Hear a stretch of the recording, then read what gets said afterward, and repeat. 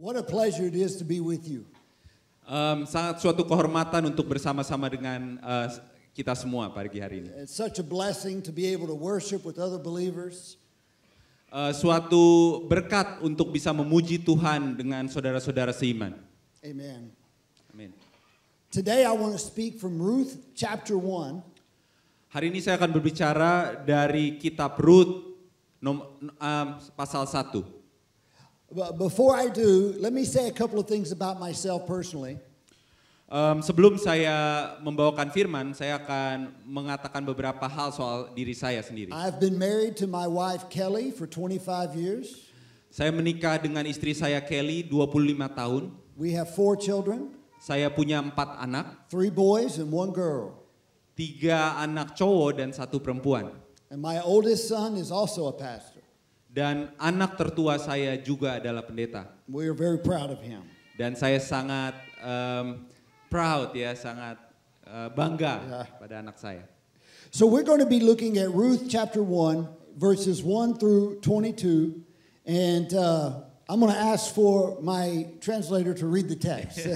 Saya akan membawakan dari Rut 1, pasal 1 sampai 22. Saya akan membacakan Rut pasal 1 ayat 1 sampai 22. Pada zaman para hakim memerintah, ada kelaparan di tanah Israel.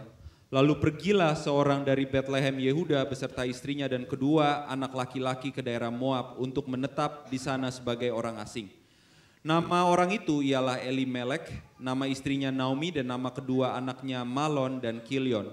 Semuanya orang-orang Efrata dari Bethlehem Yehuda. Dan setelah sampai ke daerah Moab, diamlah mereka di sana. Kemudian matilah Elimelek, suami Naomi, sehingga perempuan itu tertinggal dengan kedua anaknya.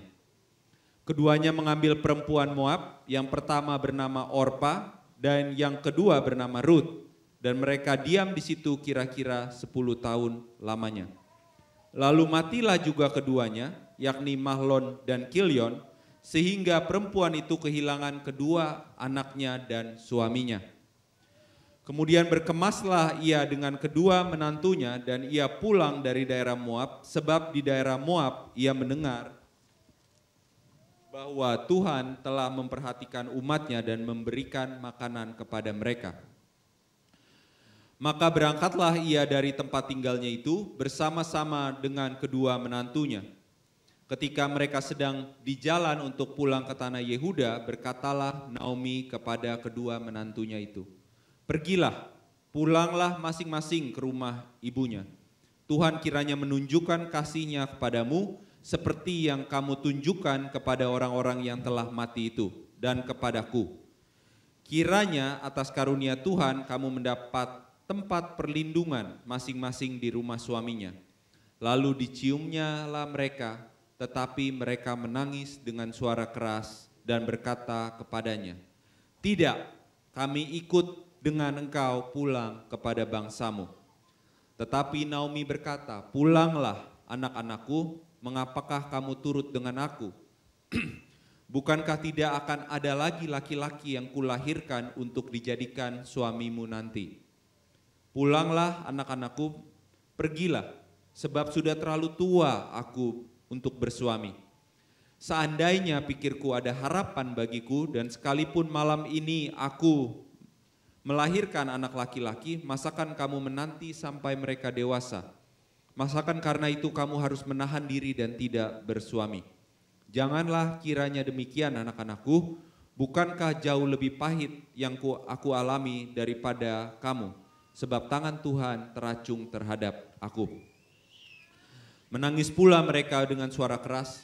Lalu Orpa mencium mertuanya itu minta diri, tetapi Rut tetap berpaut kepadanya. Berkatalah Naomi, "Telah pulang iparmu kepada bangsanya dan kepada para allahnya, pulanglah mengikuti iparmu itu." Tetapi kata Rut, "Janganlah desak aku meninggalkan engkau dan pulang dengan tidak mengikuti engkau, sebab kemana engkau pergi, ke situ jugalah aku pergi. Dan di mana engkau bermalam, di situ jugalah aku bermalam. Bangsamulah bangsaku dan Allahmulah Allahku. Di mana engkau mati, aku pun mati di sana, dan di sanalah aku dikuburkan. Beginilah kiranya Tuhan menghukum aku, bahkan lebih lagi daripada itu, jikalau sesuatu apapun memisahkan aku dari engkau, selain daripada maut. Dan ketika Naomi melihat bahwa Rut berkeras untuk ikut bersama-sama dengan dia, berhentilah ia berkata-kata kepadanya. Dan berjalanlah keduanya sampai mereka tiba di Betlehem. Ketika mereka masuk ke Betlehem, gemparlah seluruh kota itu karena mereka dan perempuan-perempuan berkata, Naomi-kah itu? Tetapi ia berkata kepada mereka, janganlah sebut aku Naomi, sebutkanlah aku Mara, sebab yang Maha Kuasa telah melakukan banyak yang pahit kepadaku. Dengan tangan yang penuh aku pergi, tetapi dengan tangan yang kosong Tuhan memulangkan aku. Mengapakah kamu menyebut aku Naomi? Karena Tuhan telah naik saksi menentang aku dan yang Maha Kuasa telah mendatangkan malapetaka kepadaku. Demikianlah Naomi pulang bersama-sama dengan Rut, perempuan Moab itu, menantunya yang turut pulang dari daerah Moab, dan sampailah mereka ke Betlehem pada permulaan musim menuai jelai. Amin. Amen. Let's pray. Heavenly Father, Bapa kami, I pray for your blessing upon the preaching of the word. saya berdoa untuk berkat-berkat-Mu turun pada saat firman Tuhan disampaikan. I pray we would listen to the word as the word of God. Saya berdoa untuk kita semua mendengarkan suara Tuhan melalui firman Tuhan pagi hari ini. Prepare our hearts, help our minds to listen, and help us obey. Persiapkan hati kami, persiapkan pikiran kami, dan biarlah kami mampu untuk menaati. In Jesus' name I pray, amen. Dalam nama Tuhan Yesus, amin. My subject for this morning is entitled A Woman on Mission. Tema saya pagi hari ini adalah perempuan di dalam misi. In this passage of scripture, we see Ruth is a woman on mission. Di sini kita bisa melihat Ruth sebagai seorang perempuan di dalam suatu misi. I'm going to share with you 3 things this morning that are absolutely important to our mission. Saya akan menyampaikan 3 hal yang sangat penting untuk kehidupan kita bersama di dalam suatu misi. I want to tell you about a woman from history. Saya ingin menyampaikan seorang perempuan dari sejarah. Her name was Lottie Moon. Namanya adalah Lottie Moon. She was a missionary who served in China. Dia seorang misionaris yang berada di China. She was born in the USA in 1840. Dia lahir di tahun 1840 di Amerika. She was called by God to evangelize the Chinese people.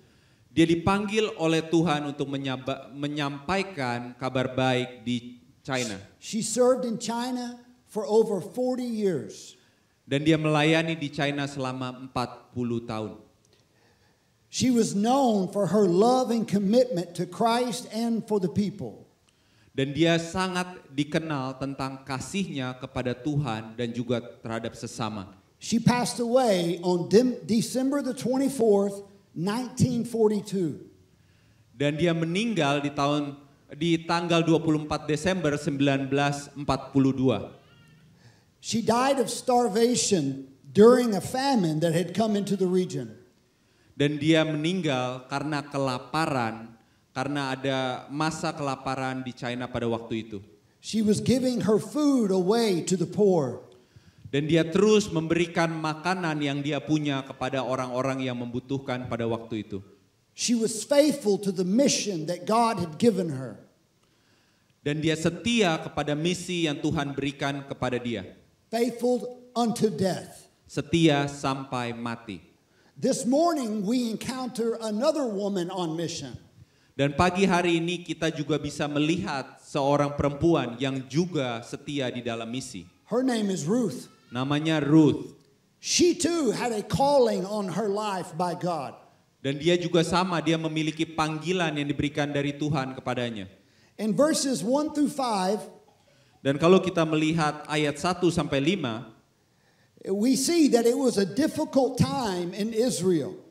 Kita bisa melihat ini adalah masa-masa yang sangat sulit di Israel. a famine had driven Elimelech and Naomi and their 2 sons out of Bethlehem. Masa kering tidak ada makanan telah membuat mereka harus pindah dari Bethlehem keluar. And they arrived in the foreign land of Moab.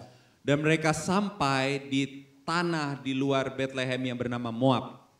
However, upon arrival, they encountered tragedy. Tapi pada waktu mereka sampai di Moab ada suatu tragedi. Naomi's 2 sons Anak-anak Naomi 2 orang and her husband all died. dan suaminya juga meninggal.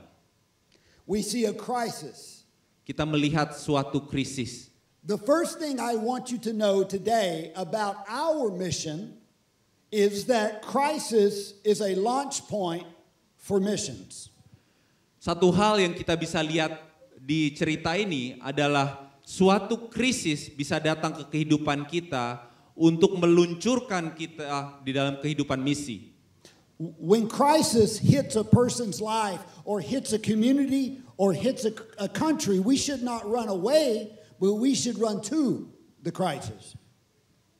Pada saat krisis datang ke dalam kehidupan kita, krisis datang ke dalam komunitas kita, ke dalam negara kita, kita tidak boleh lari dari krisis itu, tapi kita harus berlari kepada krisis itu. In America, when the 2 buildings came falling down, di Amerika ada 2 bangunan besar yang runtuh pada waktu itu. the firemen ran into the building. Dan pemadam kebakaran lari ke dalam bangunan itu. Lottie Moon ran to China. Lottie Moon juga sama, berlari ke China. Ruth runs to Jerusalem and Bethlehem. Ruth berlari ke Yerusalem, ke Bethlehem pada waktu itu. Every Christian has been given a mission. Semua orang-orang Kristen, kita semua yang ada di dalam ruangan ini berada di dalam misi Tuhan. All of us. Semua dari kita. Are you running to the mission or away? Apakah kita berlari dari misi Tuhan? Apakah kita berlari kepada misi Tuhan? God brings crisis in order to prepare people's heart to receive the gospel. Tuhan memberikan suatu krisis supaya hati dari orang-orang itu bisa menerima Tuhan. By nature, we are prideful. Karena secara natural kita ini penuh dengan kesombongan. By nature, we are self-reliant. Secara natural kita ini selalu bergantung kepada diri kita sendiri. So God will bring crisis to humble us. Maka Tuhan akan memberikan krisis untuk memberikan kita kerendahan To hati. prepare our hearts to receive the gospel. Untuk mempersiapkan hati kita menerima Injil. You have people in your life who are not saved. Kita pasti mengenal orang-orang di sekitar kita yang belum selamat. And you have people in your life who are experiencing crisis. Dan kita kenal teman-teman seiman yang sedang mengalami krisis. You must run to them with the gospel. Maka kita harus lari kepada mereka. Don't dengan run away Injil. from them. Jangan lari dari krisis itu. In their crisis, they need hope. Di dalam krisis mereka membutuhkan pengharapan. And hope is found in no one else but Jesus Christ. Dan pengharapan hanya ada di dalam Yesus Kristus. You have been saved and called by God Kita sudah diselamatkan dan dipanggil oleh Tuhan to share the message of hope. untuk menyampaikan kabar baik tentang Yesus. If we do not share the message, Kalau kita tidak menyampaikan, we are disobeying God. kita tidak taat kepada Tuhan. So realize, just in the passage, crisis is an opportunity for evangelism. Maka kita bisa melihat di kitab Rut bahwa krisis menjadi suatu kesempatan untuk menyampaikan firman Tuhan. Who do you know in your life that's going through crisis? Siapa yang kita tahu di sekitar kita yang mengalami krisis? Someone at work? Seseorang di tempat kerja, Neighbor? tetangga kita. Second question, do they know Jesus? Pertanyaan kedua, apakah mereka mengenal Yesus? If they do not know Jesus, you must come to them in their crisis. Kalau mereka belum mengenal Yesus, kita harus datang kepada mereka yang sedang di dalam krisis. Just like Ruth came to Naomi. Seperti Ruth mendatangi Naomi. In verses 6 through 14, Di dalam ayat 6 sampai 14, we see the compassion of Ruth. kita melihat hati Ruth yang penuh dengan kasih. Naomi decides to return home because of the famine. Naomi memutuskan untuk pulang karena suatu masa kelaparan. She hears that the famine is over in Bethlehem. Dia mendengar bahwa kelaparan sudah selesai di Bethlehem. So Naomi decides to return home. Maka Naomi memutuskan untuk pulang. She urges her two daughters-in-law, Ruth and Orpah. She encourages them to stay in Moab. Dan Naomi seperti bilang kepada Ruth dan Orpah untuk tetap tinggal di Moab. Orpah, she decides to stay in Moab. Dan Orpah memutuskan untuk tinggal di Moab. I'm sure she was thinking she would marry a new husband, have children, and start all over. Mungkin Orpah berpikir dia akan menemukan suami baru, kehidupan baru, dan dia akan memulai kehidupan yang baru. But Ruth makes a commitment to go with Naomi. Tetapi Ruth mengambil keputusan untuk terus pergi dengan Naomi. Because of the compassion in her heart for Naomi. Karena kasih yang dia miliki di hatinya yang begitu besar kepada Naomi. But she also knew that Naomi's God was a glorious God. Tapi dia juga mengetahui satu hal, bahwa Allah dari Naomi adalah Allah yang penuh kemenangan. She said, "Your God will be my God. Dan dia bilang, Allahmu akan menjadi Allahku. Your people will be my people. Orang-orangmu akan menjadi orang-orangku. Wherever you go, I will go." Kemana kamu akan pergi, aku pun juga akan pergi. This is exactly how Jesus wants us to follow him. Ini persis seperti apa yang Yesus inginkan pada saat kita mengikuti dia. The Bible says that Ruth clung to Naomi. Di Alkitab dikatakan bahwa Ruth terus kuat bersama-sama dengan Naomi. We too must cling to Christ. Kita pun juga terus harus kuat bersama-sama dengan Yesus. And also we must cultivate a compassion for those who are lost. Dan kita juga harus terus menumbuhkan rasa kasih kepada orang-orang yang terhilang. Lost people all around us. Banyak orang-orang terhilang di sekitar kita. How many lost people will you walk by today? Berapa banyak orang-orang yang hilang yang kita lewati pada hari ini? 5, 10, 15, 20? 5, 10, 15, 20 orang. How many lost people do you work with? Berapa banyak orang-orang yang terhilang yang bersama-sama kerja dengan kita setiap hari? 20, 30, 40? 20, 30, 40? How many of those lost people will you share the gospel with? Dan berapa banyak dari orang-orang terhilang itu yang harusnya kita bisa sampaikan kabar baik? How many? Berapa banyak? 1, 1, 2, 2, 3, 3, 0? 0? That is sin. Itu adalah dosa. Because God has commanded us to share our faith. Karena Tuhan sudah memerintahkan kepada kita untuk menyampaikan kabar baik. How do you cultivate a compassion? Bagaimana kita bisa menumbuhkan rasa kasih? Make a list of names that you're praying for. Buatlah list nama-nama di mana kita doakan setiap hari. Make a list of those who need to be saved and start praying for them by name. Buatlah list nama-nama dan doakanlah nama-nama itu. Second thing, Hal kedua, ask God to give you an opportunity to share the gospel every day. berdoalah kepada Tuhan untuk memberikan kesempatan untuk menyampaikan Do kabar you baik. think God wants you to pray that? Apakah menurut kita semua Tuhan ingin kita mendoakan hal seperti itu? Yes. So pray for God to give you an opportunity. Second, Berdoalah kepada Tuhan untuk memberikan kita kesempatan. ask Hal God to make you aware of it when He does. Dan juga berdoalah kepada Tuhan supaya kita tahu pada saatnya Tuhan memberikan kesempatan itu. And then thirdly, pray for God to give you the courage to speak. Dan ketiga, berdoalah kepada Tuhan untuk memberikan kita keberanian. So we pray for the opportunity. Maka kita berdoa untuk suatu kesempatan. We ask God to make us sensitive to the opportunity. Dan kita berdoa supaya kita tahu kapan kesempatan itu datang. Then we pray for courage to speak and to share the gospel. Dan kita berdoa untuk keberanian untuk menyampaikan kabar baik. But as we look at Ruth and her mission, tapi pada saat kita melihat Ruth dan misinya, we see that crisis was an opportunity. Maka kita bisa melihat suatu krisis adalah suatu kesempatan. We also see that Ruth had a heart of compassion. Kita juga bisa melihat bahwa Ruth memiliki hati yang penuh dengan kasih. In verses 15 through 16, kalau kita bisa melihat ayat 15 dan 16, we see Ruth courageously pursuing the unknown.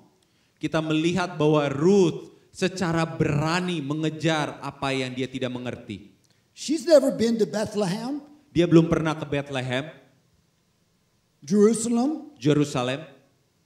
She doesn't know the people. Dia nggak tahu siapa orang-orangnya di situ. If she goes, she's leaving her family. Kalau dia pergi ke sana, dia meninggalkan keluarganya. She's giving up her opportunity to have a family in Moab. Dia meninggalkan kesempatan untuk memiliki keluarga di Moab. In reality, she's giving up the future that she would have had in Moab. Secara realistis, dia meninggalkan suatu kesempatan untuk memiliki masa depan di Moab. She doesn't know the place where she's going, and she doesn't know what's going to happen to her. Dia tidak tahu tempat seperti apa yang akan dia pergi, dan dia tidak tahu orang-orang seperti apa yang akan dia temui. All she knows is that she must go and obey. Yang dia tahu adalah dia harus pergi dan dia harus taat. So she goes into the unknown. Jadi dia pergi ke tempat ketidaktahuan. So we see crisis as an opportunity. Maka kita melihat krisis adalah suatu kesempatan. We see that compassion is necessary. Maka kita melihat hati yang penuh kasih itu penting.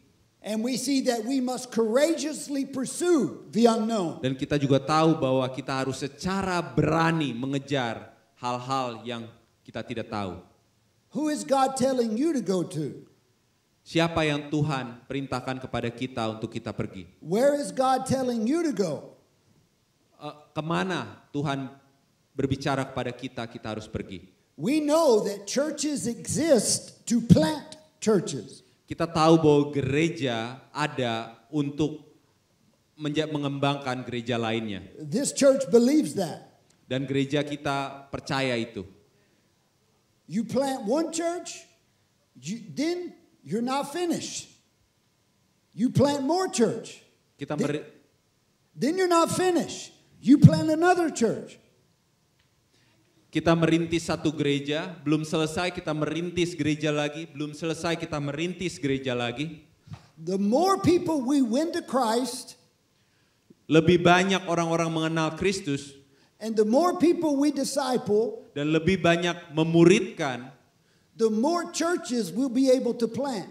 Dan lebih banyak gereja yang dirintis. And the more lost we will reach. Dan lebih banyak orang-orang terhilang yang kita bisa jangkau. Some of you in here today. Dan sebagian adalah orang-orang yang ada di sini pada hari ini. God is calling you to be on mission. Tuhan memanggil Anda untuk ada di misi. Some of you, God may be saying, you need to move to be on mission with me. I don't know, maybe. Sebagian dari kita mungkin Tuhan memanggil, mari ikut aku ke ladang misi. Others of you need to see your job as your mission field. Sebagian dari kita perlu melihat pekerjaan-pekerjaan kita sebagai ladang misi. We must stop compartmentalizing our lives.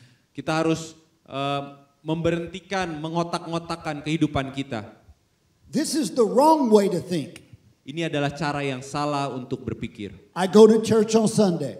Saya pergi ke gereja hari Minggu. Then I go to work on Monday. Dan saya kerja di hari Senin. I go to work on Tuesday. Saya kerja di hari Selasa. I might come to church on Wednesday. Mungkin saya datang ke gereja I hari go to Rabu. work on Thursday. Lalu saya kerja lagi di hari I Kamis. take my kids here, I take my kids there, I take my kids there. Saya bawa anak saya ke sini, saya bawa anak saya ke sana. I am so busy. Saya sibuk sekali. So much going on. Banyak hal yang terjadi di dalam hidup I'm saya. so tired. Saya capek So sekali. worn out. Capek sekali. When I feel better, I will do some mission work. Nanti pada saatnya tiba, saya ada waktu, saya akan melakukan misi. Christians, our whole life is to be lived on mission. Sebagai seorang Kristen, seluruh kehidupan kita seharusnya ada di ladang misi. Your work is your mission field. Pekerjaan kita adalah ladang misi. Your kids' events are a mission field. Anak-anak kita dan kehidupan anak-anak kita adalah ladang misi. Your shopping can be a mission field. Pada saat belanja itu adalah ladang misi kita. You go to the mall, you walk around, find somebody to share Christ with. Pada saat kita ke mall, jalan-jalan, ngobrol dengan orang, bisa menjadi ladang misi. Every time I pray for God to give me a divine appointment, He always does. Pada saat saya berdoa kepada Tuhan, tolong berikan saya pertemuan yang ajaib dan Dia selalu memberikan kepada saya. So I encourage you, courageously pursue the unknown. Maka saya mendorong untuk kita semua, kejarlah hal-hal yang kita tidak tahu. We are scared of the unknown. Jangan takut dengan hal-hal yang kita tidak tahu. But God does His best work in the unknown. Tapi Tuhan bekerja begitu ajaib di tempat-tempat yang kita tidak pernah That's tahu. why we walk by faith and not by sight. Makanya kita berjalan dengan iman bukan dengan penglihatan kita. Don't think about the unknown. You'll talk yourself out of it. Jangan berpikir bahwa wah kita nggak tahu dan akhirnya kita beralasan untuk berlari. God says go. Pada saat Tuhan mengatakan pergi, And you start thinking, maka kita mulai berpikir, what if this happens? gimana kalau ini terjadi? What if they won't listen? Gimana kalau mereka nggak bakal dengar? What might happen? Apa yang akan terjadi ya? And before long, you've talked yourself out of it. Dan sebelum tidak begitu lama kita sudah beralasan dengan diri kita sendiri. Courageously pursue the unknown with the gospel. Beranilah untuk mengejar kabar baik itu. Cultivate compassion for those who are lost. Tumbuhkanlah rasa kasih untuk orang-orang yang terhilang. And embrace crisis as an opportunity for the gospel. Dan bersyukurlah kepada krisis-krisis untuk menyampaikan kabar baik. Ruth was faithful. Ruth adalah orang yang setia. Lottie Moon was faithful. Lani Moon adalah orang yang setia. We praise God today for faithful women. Dan kita bersyukur kepada Tuhan untuk wanita-wanita yang setia ini. Amen. Amin. Praise the Lord. Amin. Listen carefully and then I'll be finished. Dengar ini baik-baik dan saya akan menyelesaikan firman Tuhan. Ruth is not our example. Ruth bukanlah contoh untuk kita. Lottie Moon is not our example. Lani Moon bukanlah contoh untuk kita. Boaz is not our example. Boaz yang kita lihat juga bukan menjadi contoh yang baik untuk kita. Jesus is our example. Yesus adalah contoh terbaik kita. Amin. And what did Jesus do? Dan apa yang Yesus lakukan? Over 2,000 years ago. Lebih dari 2000 tahun yang lalu. He left the glories of heaven. Dia meninggalkan kemuliaannya di surga. He stepped out of eternity into time. Dan dia melepaskan segala hal itu untuk datang. Clothed in human flesh. Dan masuk ke dalam tubuh manusia. Fully God, fully man. Dan menjadi seorang Tuhan yang penuh dan manusia yang penuh. He obeyed God perfectly. Dan dia taat kepada Tuhan seumur hidupnya. And he took your sin and my sin upon himself. Dan dia mengambil dosa saudara dan dosa saya. And he took it to the cross where he suffered your punishment and my punishment. Dan dia bawa itu kepada salib di mana dia menderita untuk saudara dan saya. He died for our sin so we could be forgiven. Dan dia mati di atas kayu salib supaya kita bisa diampuni. He died on the cross. Dan dia mati di atas kayu salib. They buried him. Dikuburlah dia. 3 days later, he rose from the grave. Dan 3 hari kemudian bangkitlah dia. 40 days later, he ascended into heaven. Dan 40 hari kemudian naiklah dia ke surga. Where he rules and reigns right now. Dan di mana dia berkuasa pada saat ini. And he is coming again. Dan dia akan datang, saudara. We don't know when, but we must always be ready. Kita nggak tahu kapan dia akan datang, tapi kita harus siap, saudara. So Christ is our example, an example of mission. Maka Tuhan menjadi contoh terbaik dia dan contoh tentang misi. An example of humility. Menjadi contoh tentang kerendahan hati. An example of service. Menjadi contoh untuk pelayanan. An example of sacrifice. Dan menjadi contoh untuk pengorbanan. When it comes to our mission, pada saat kita berbicara tentang misi kita, we too must embrace humility. Kita pun juga harus memiliki kerendahan hati. We too must embrace service. Kita pun harus meninggikan pelayanan. And we too must embrace sacrifice. Dan kita pun harus meninggikan pengorbanan. Listen to me very carefully. Dengar kepada saya dengan hati-hati, saudara. Jesus is coming. Tuhan akan datang. And we have one job. Dan kita punya satu pekerjaan. That is to proclaim the gospel to those who are lost. Dan itu untuk menyampaikan kabar baik untuk orang-orang yang terhilang. And bundle them up. Dan kumpulkan itu. And plant a church. Dan rintislah sebuah gereja. My last statement to you. Ini perkataan terakhir saya kepada saudara. Live your life on mission. Hidupilah hidup saudara di dalam misi. Share your faith. Sampaikanlah iman saudara. Anything less is unfaithfulness. Apapun di bawah itu adalah ketidaktaatan. Thank you. Thank you. Terima kasih.